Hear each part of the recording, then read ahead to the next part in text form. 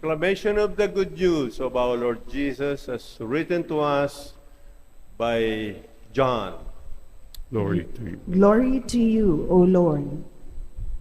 But Jesus said to the crowd, "Everything that the Father gives me will come to me, and I will not reject anyone who comes to me, because I came down from heaven not to do my own will, but the will of the one who sent me. And this is the will of the one who sent me, that I should not lose anything of what he gave me, but that I should raise it on the last day. For this is the will of my Father, that everyone who sees the Son and believes in him may have eternal life, and I will raise him on the last day." It's the good news of our salvation. Praise to you, Praise to you, Lord Lord Jesus Jesus Christ.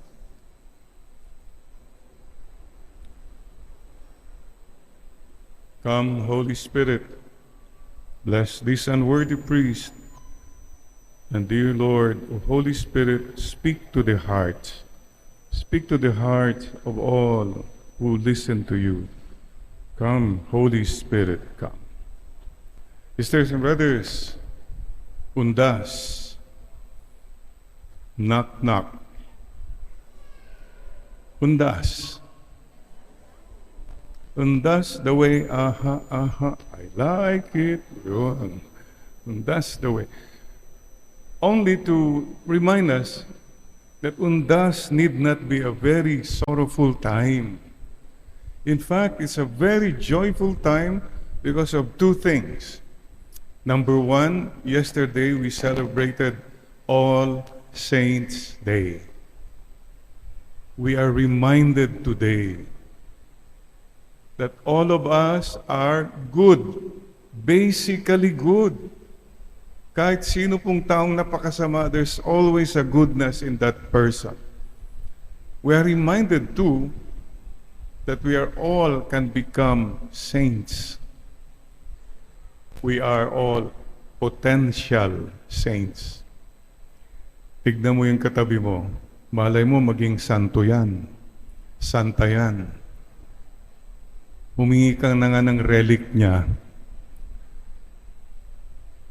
Paala-ala lang po, in this world where everything parang evil and, oh no, we are reminded again of the basic goodness of everyone. Today, we pray to God, Lord, I am not good. I am not that good. But Lord, I know I am not that bad either. Please have this mindset of people. Kasi isipin mo, everything is wrong, everything is bad. No. I'm reminded, my sister Bing once shared with me, there's a tribe in Africa that when somebody made a mistake in the village, what do? They put that man in the center, and they gather around that man, and one by one, they start telling something good about him. They make him remember of his goodness, original goodness. Maybe somebody would say, oh, naalala ko nung bata ka, magalang ka noon. Somebody would say, naalala ko nung nagkita tayo minsan, you helped me. I believe in my heart that this feast of All Saints' Day, although we don't become big-time saints, no, but at least we affirm the goodness of everyone. Please tell the person beside you, you're good. Maybe not that good, but you're not that bad either. So that's good news. Second, all souls. Undas. Sino dito mga dumalaw sa cemetery? Taas po nga ng kamay. Yung mga hindi dumalaw, kayo raw ang dadalawin. What do we say here? We are in communion with them. Whether you go, you do not go, you can always pray and you know that we are in communication. We are connected, mga kapatid.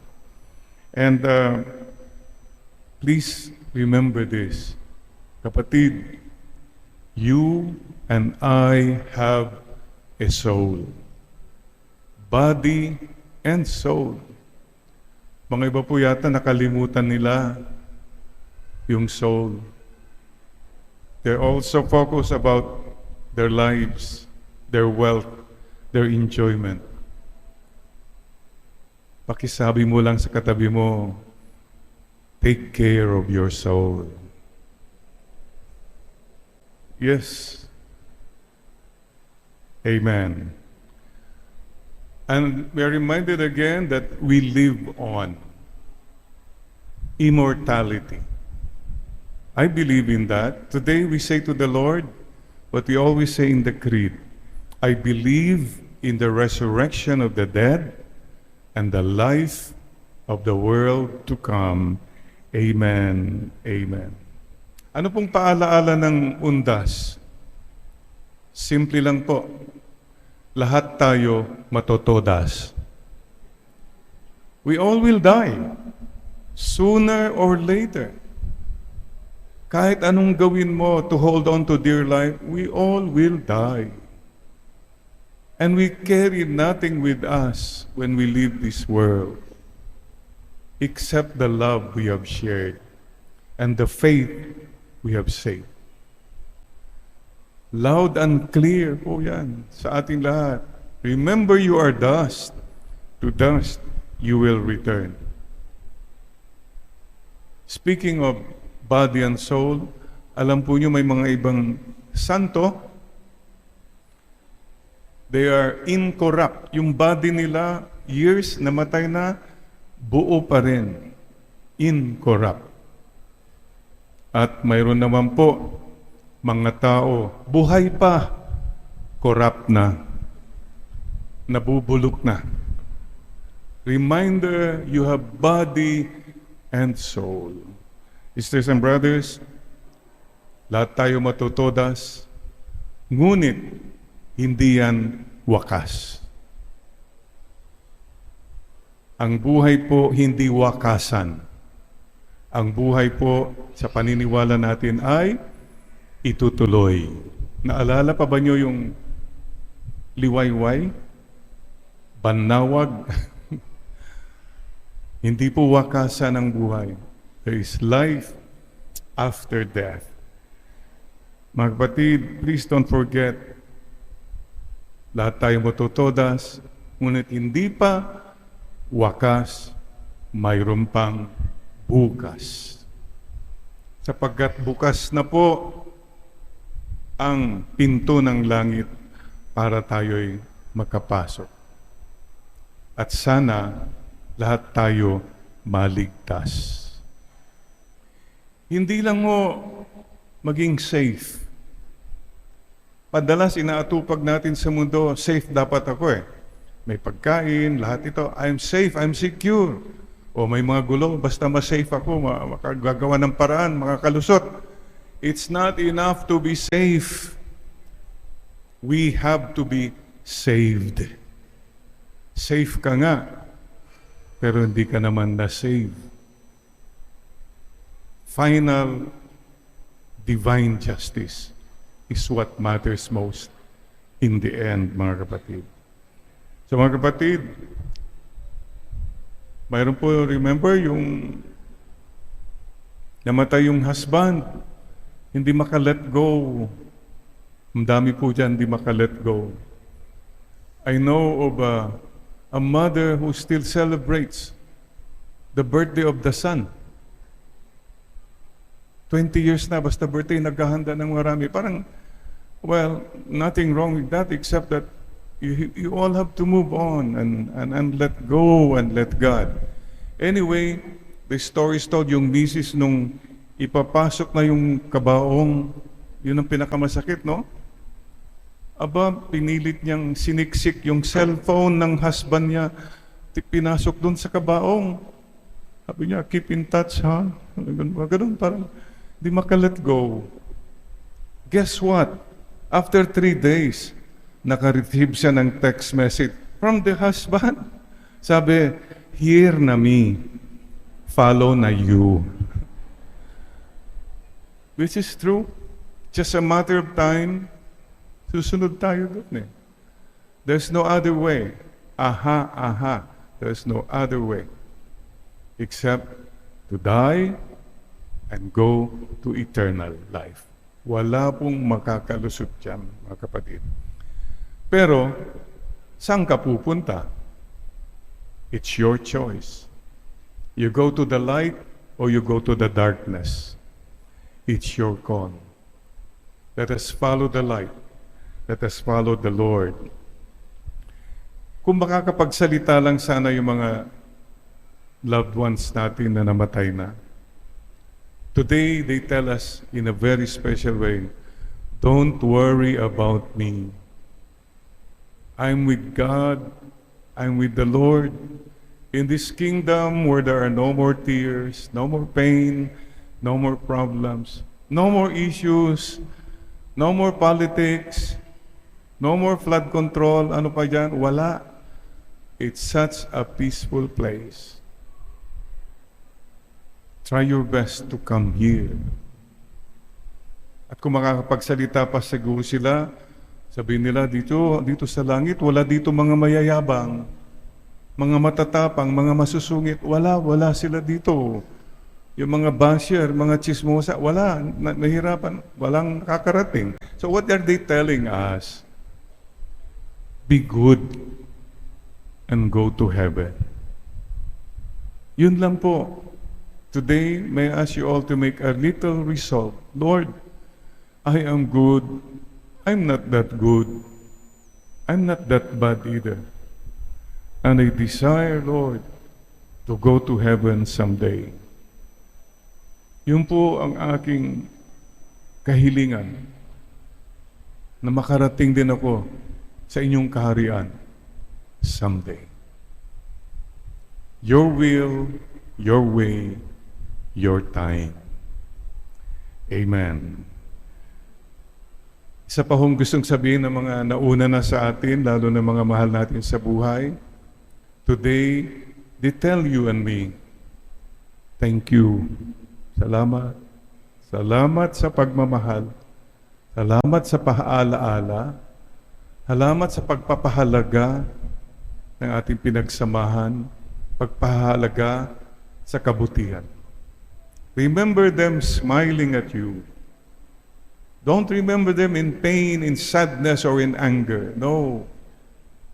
Telling us again, oh, love one another. Magmahalan kayo, ha? Masaya raw sila kung nakikita nila yung mga iniwan nila nagmamahalan. Malungkot sila kung may away-away. May court case pa kung ano-ano dyan. Usually po, minsan lang sa taon nadadalaw. Gaano kadalas ang minsan lang? Madalas, pupunta pa tayo doon, ang iingay. Halos sabihin nila sa atin, pwede ba, huwag niyo na kaming guluhin. Rest in peace na kami. Nag-picnic lang kayo, etc. I think more than anything else, it's a promise to tell them, we will follow the good things you told us. Magpapatawaran kaming magkakapatid. Magtutulungan po kami. These are the things that matter in the end. And please, we also would like to tell us again, see you in heaven. See you in heaven. So you better be good, and I'll see you again in heaven. Promise. Promise sealed with the heart. Please tell that one person, the people around you now, see you in heaven. Promise? sealed with the heart. Ikatabi mo po. Ayan. Yan. Promise, sealed with the heart. Ayun. May simiko doon. Promise, matindi na promise yun. Binatukan yung katabi. Anyway, mga kapatid, there is heaven and we'll see each other again. This is our belief. You know, somebody once said, I read somewhere yesterday, bakit yung mga patay ang daming bulaklak? Nung buhay pa, halos wala. And the question is, are these flowers signs of regrets? Na hindi ko naibigay nung buhay ka pa, sige, ilalampsam ko na lang ngayon at nawala ka na. Mas maganda ho yata yung patak-patak na binibigyan ang mahal mo sa buhay. Oh, one more time. Yung katabi mo, buhay pa yan. Paki-appreciate mo na siya ngayon. Salamat, buhay ka pa. Salamat, magkasama tayo. Salamat. Thank you. 3 most important words, mga kapatid. Thank you. I'm sorry. I love you. Now na, tell the person beside you. Thank you. Sorry. I love you. Amen. Amen. So, let me end with a little poem I learned years ago. One little rose. And the poem says, I'd rather have one little rose from the garden of a friend than to have the choicest flowers when my life has come to an end. I'd rather hear a pleasant word in kindness said to me than flattery when my heart is still and my life has ceased to be. I'd rather see a loving smile from friends whom I know are true than tears shed around my casket when this world I bid adieu. So, bring me all your flowers today, whether pink or white or red. I'd rather have one blossom now than a truckload when I'm dead. One little rose. I invite us all now to bow our heads in prayer. Let's offer our one little rose, our love, our resolve to love pa more. Offer to the Lord now.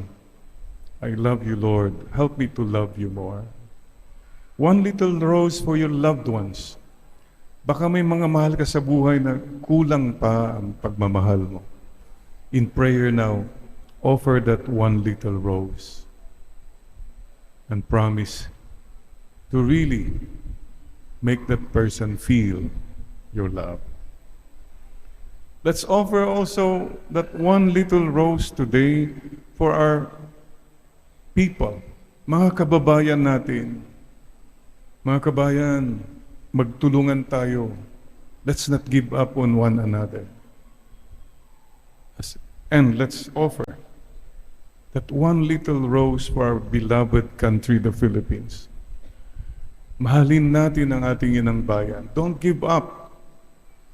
People, a few people can make us suffer. But together, we can conquer. Please don't give up on one another. Victory is ours if we follow God's will. The evil ones will not prosper. And one little word rose for our beautiful world. It's still a beautiful world, a wonderful world. Take care of our Mother Nature. Thank you, Lord. And today, let's all pray with the Blessed Mother the prayer, the song, the wish. Oh Lord, I want to be in that number. Oh, when the saints go marching in.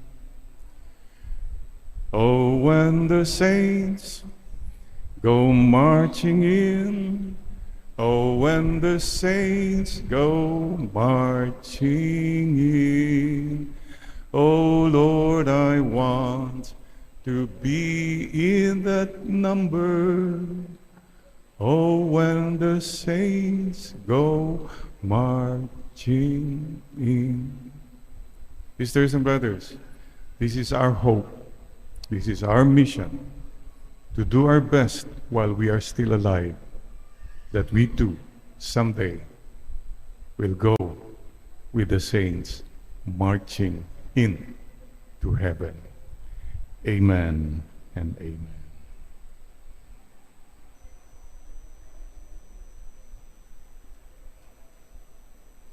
Having said that, siguro rin iparamdam natin ang presensya, pagmamahal natin sa katabi natin. Akbayan mo lang at awitan mo pa rin siya. Kung mawawala ka sa piling ko, sinta.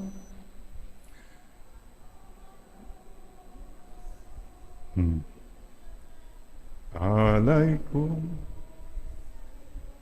Pakisabi mo lang sa katabi mo, huwag ka munang mawawala, ha? Amen.